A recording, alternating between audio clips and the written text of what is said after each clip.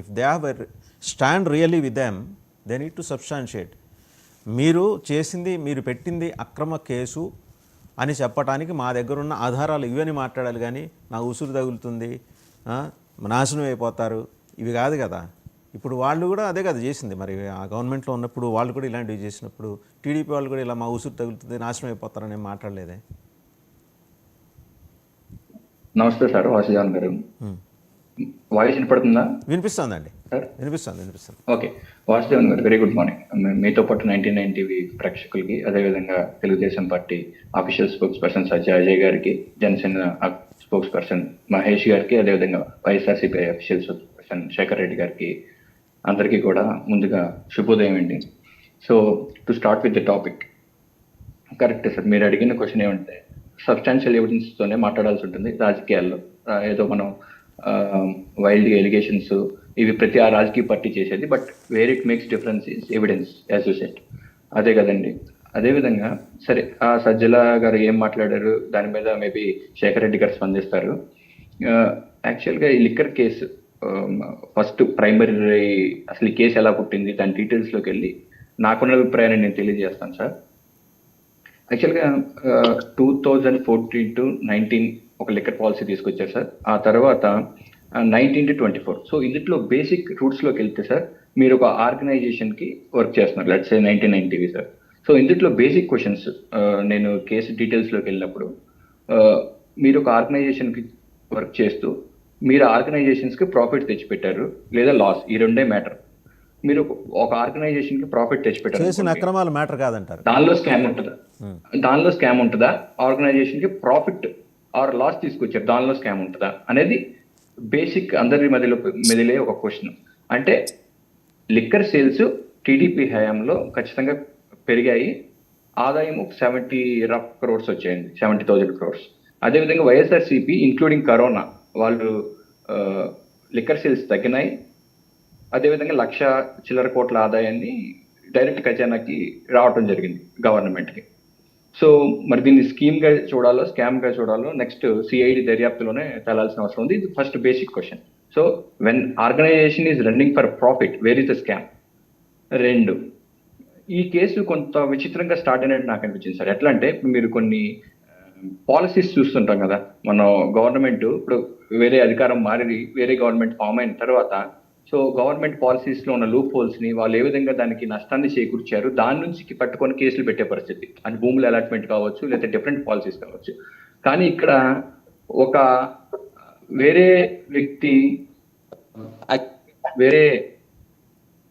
ఎవరో కేసు పెట్టి తర్వాత దాన్ని ఏపీ ఒక మీనా గారు ఏంటంటే ఆయన ప్రిన్సిపల్ సెక్రటరీ ఫర్ ఎక్సైజ్, ఆయన స్టార్ట్ చేసి ఆయన ఎంక్వైరీ చేయమని ఇనీషియల్గా దర్యాప్తు చేయమని చెప్పిన తర్వాత వాళ్ళే ఒక అసెస్మెంట్కి వచ్చి 3,500 కోట్ల అవినీతి జరిగిందని వాళ్ళు ఎలా కన్ఫైన్ చేశారని తెలియదు. దాని మీద కేసు కట్టి సరే ఫర్దర్ ఎంక్వైరీ స్టార్ట్ చేశారు.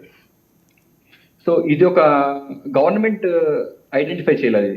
ఒక శ్రీనివాస్ అనే వ్యక్తి లేఖ రాస్తే దాని ద్వారా దర్యాప్తు ముందుకెళ్ళి వాళ్ళు కూడా తేల్చేశారు 3,500 కోట్ల దాకా అవినీతి జరిగి ఉండొచ్చని. ఆ ఫిగర్ ఎలా వచ్చింది, వాళ్ళ దగ్గర ఏం ప్రైమరీ ఎవిడెన్సెస్ ఉన్నాయి 3,500 కోట్లకు సంబంధించి అంటే ఎంక్వైరీ వేయండి, అవినీతి జరిగిందేమో అని చెప్పొచ్చు వేరు, బట్ వాళ్ళే ఒక ఫిగర్ డిసైడ్ చేసి 6,500 crores అని చెప్పేశారు.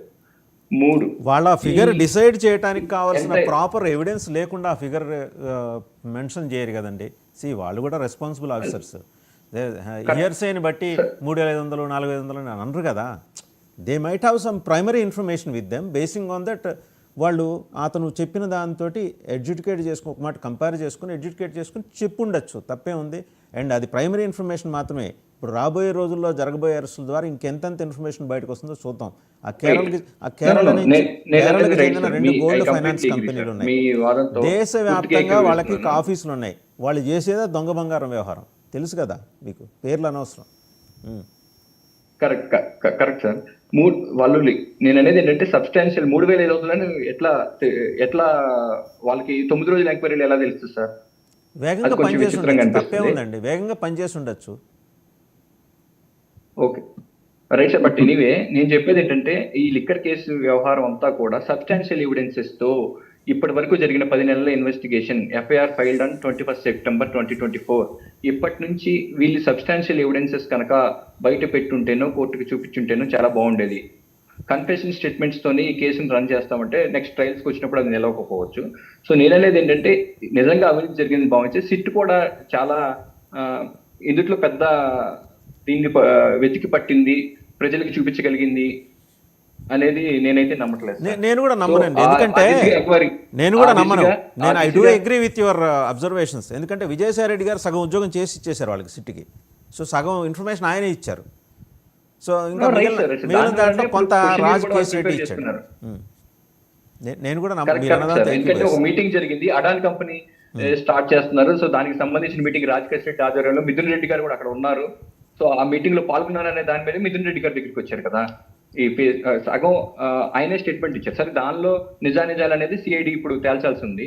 నేననేది ఏంటంటే సార్, ఈ నాట్ ఓన్లీ గోల్డ్ సార్, ఈ డబ్బుతో investments in Dubai and South ఆఫ్రికాని కూడా వాళ్ళు ఎస్టాబ్లిష్ చేయగలిగారు.